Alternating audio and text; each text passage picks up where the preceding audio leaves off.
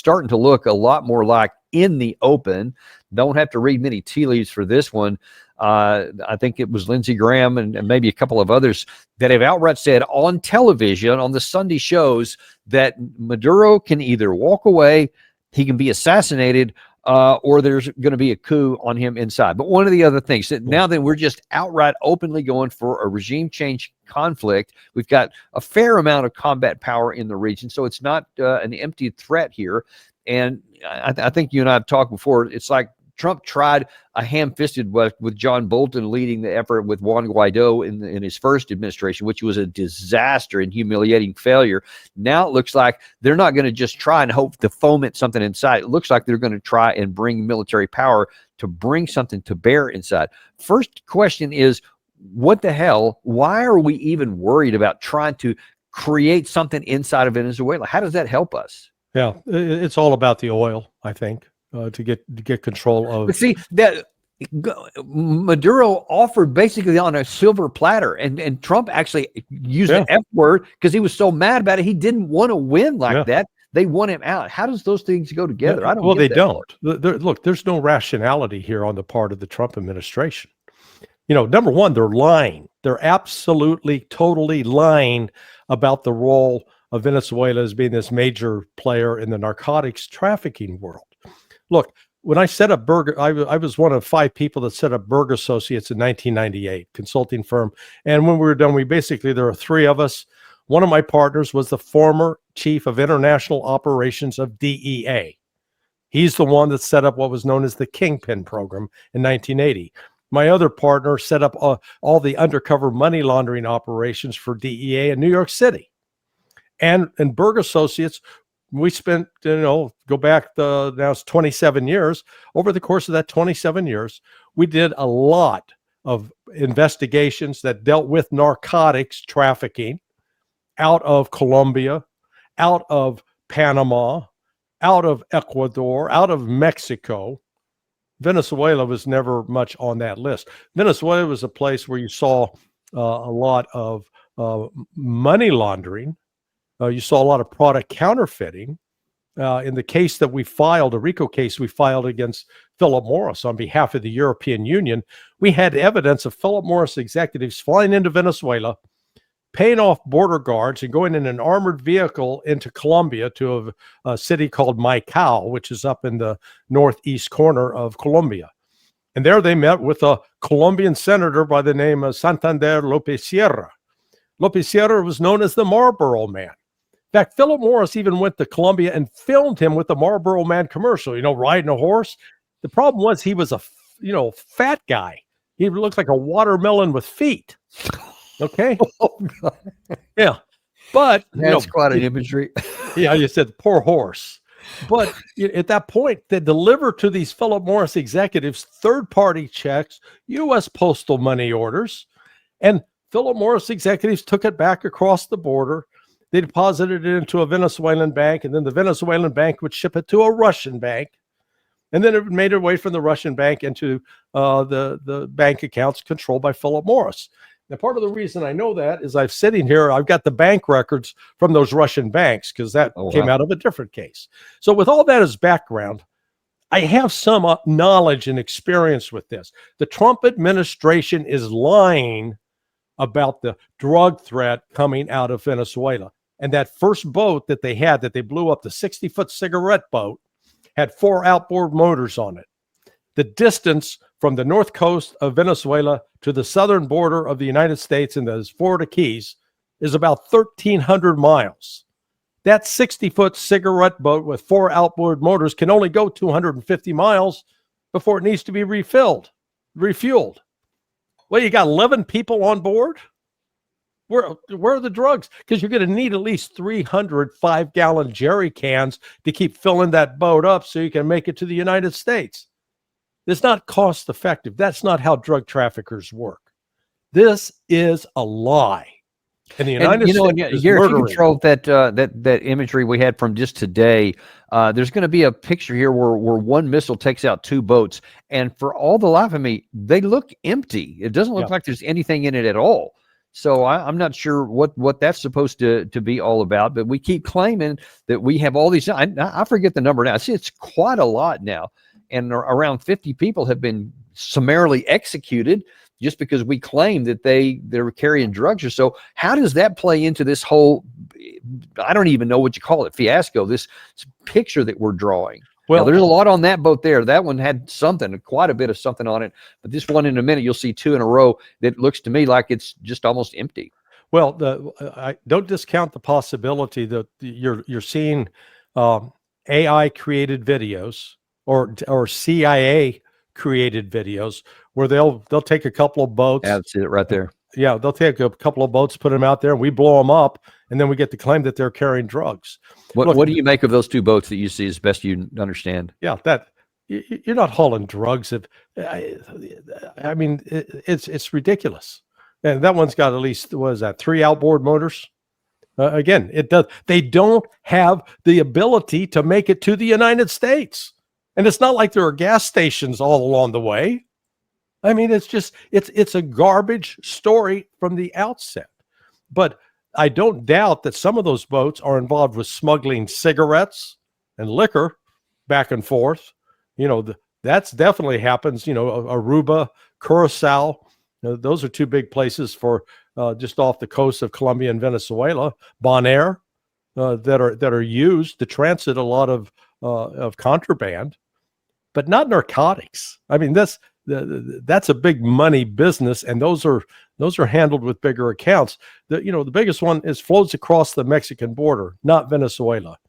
So this is the CIA, but going back to 2018, because in 2018, I believe that Donald Trump, based upon what I've seen in public, signed a finding that authorized the CIA to put in place a plan to overthrow the government of Maduro, and included in that plan was using this group Tren de Aragua as the pretext of, oh boy, they're the human smuggler, drug trafficking kings, so we got to, they were used by the CIA to help build a narrative to justify this kind of action, and it's shameful.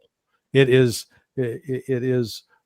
illegal what the United States is preparing to do, and again, George W. Bush, with the AUMF that was signed after 9/11, the authorization for use of military force, that became the justification, the excuse to go out and kill people that we just decide are bad, instead of going by the normal rules, which is the only way you can take somebody's life is if they pose an immediate threat to take yours or to cause serious, grievous bodily harm.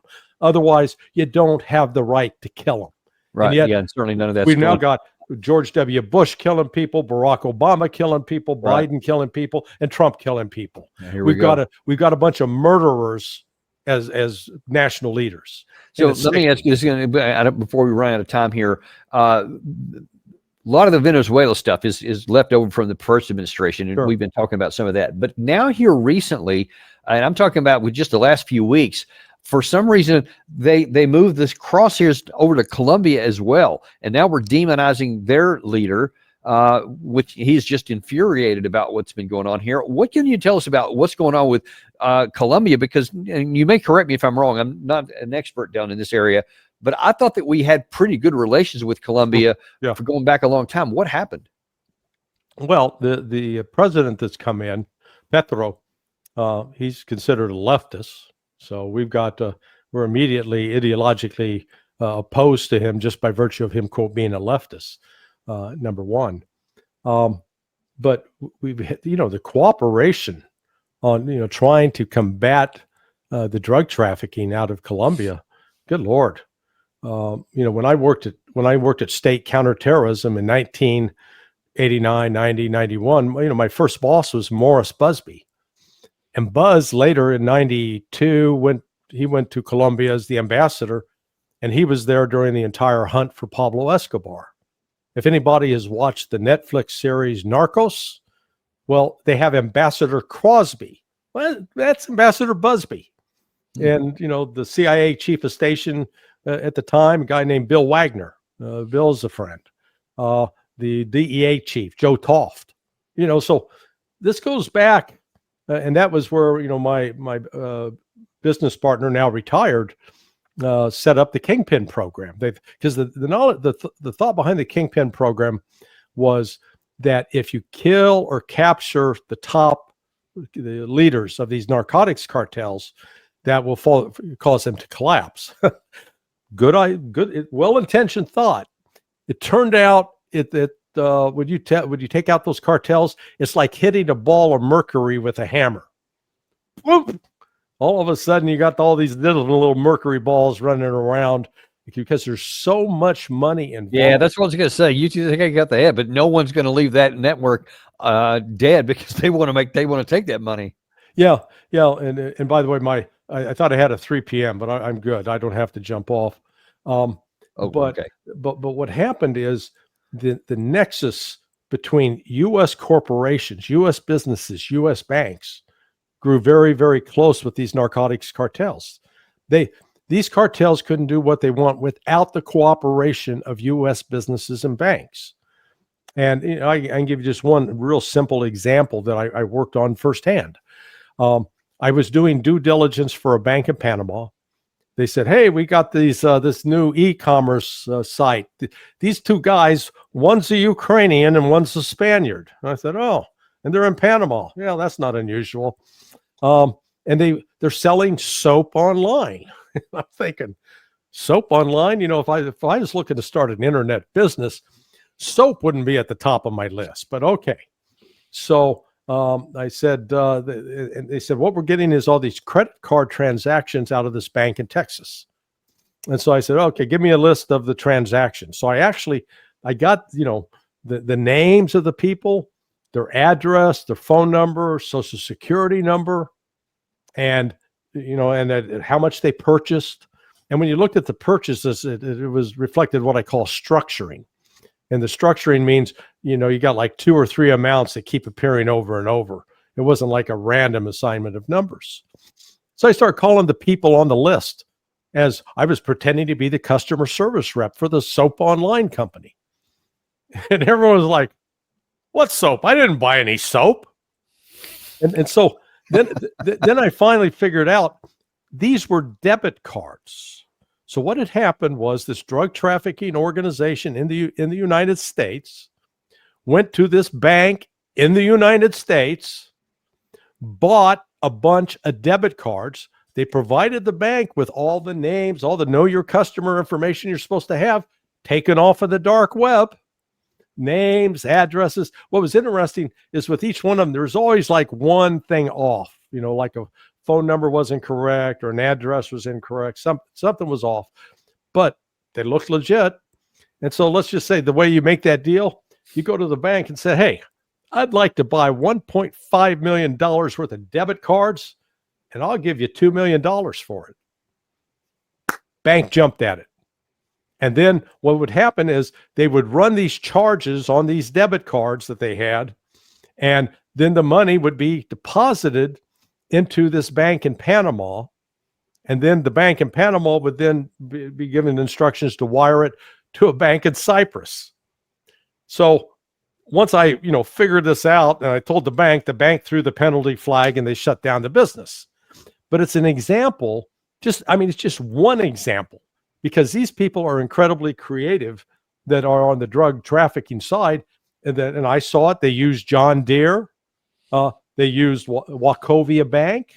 So if we want to deal with the drug problem, let's start here at home with our own corporations, our own companies, our own financial institutions. Yeah, but that ain't happening anytime soon. Oh, of course not. In fact, me and my partners, we had a deal back in, I want to say it was 2014 with the government of Mexico. My 2 partners went to Mexico City. We're prepared to sign a deal with the government of Mexico to bring a civil racketeering case against Wachovia Bank. Eric Holder intervened and threatened Mexico that there would be punishment if they went ahead with this. Why? Because Wachovia Bank made generous contributions to Mr. Barack Obama and company. So look, this kind of hypocrisy, and then we justify it by going out and killing people. that we don't Well, even yeah, know. so where is this going? Just in the last few minutes we have here, that's all the stuff that's going to stay in the because too many people have a benefit of doing that, unfortunately. What's going to happen on the ground here with Venezuela and Colombia? Do you think that there's going to be a regime change in Venezuela, and what's going to happen to Colombia? They're going to attempt regime change. I think the United States is going to get embroiled in a war in Venezuela that we can't win. I'll say that Venezuela is Spanish for Vietnam. Okay, it's a big country. If the U.S. wants to fly in there with helicopters, good luck with that. The Venezuelan army and paramilitary units, they have ample supplies of shoulder-fired surface-to-air missiles. So you've got that. If you try to put U.S. troops on the ground, the ambush sites are ample. And the size of the country, it is huge. It's not a little tiny country like Panama, where you can drive across it in an hour and a half. We are going to kill some Venezuelans, and we're going to kill innocent people. And then we're going to ignite a level of anti-American sentiment throughout Central and South America. I saw this in Panama. When we were doing an investigation on product counterfeiting back in 2001. There's this one little port on Colón. It's called Coco Solo, the lone coconut, and they have all these little boats, costales, that sail along the coast, and they carry refrigerators, air conditioners, household appliances, domestic, rice cookers, coffee makers. They're the main smuggling route into Colombia. And while I was there one day, I was talking with one of the women who worked there, and she recounted how we killed her 2 children during our operation in 1989 to take out Manuel Noriega. We killed 2 of her small children. And she didn't hate me, thank God. But there's a human cost that comes with this that we never pay. Yeah. We never accept. And, the killing, we still have not learned the lesson. You can't kill your way to peace. Yeah. Never works. What about Colombia? What is this just something he just wants to stir the pot up, or is there anything going to happen there? No, well, I think they're creating more of a, they've kicked the hornet's nest. Whatever incentive Colombia had previously to try to crack down on drug trafficking, they're just going to say, screw it. The drug trafficking cost is real here in America in terms of loss of lives. Yeah. I agree with what's been said about we've lost more people to the epidemic of drugs in the United States, but clean it up here at home. Right. 100%. We allow the distribution, and we don't do the treatment.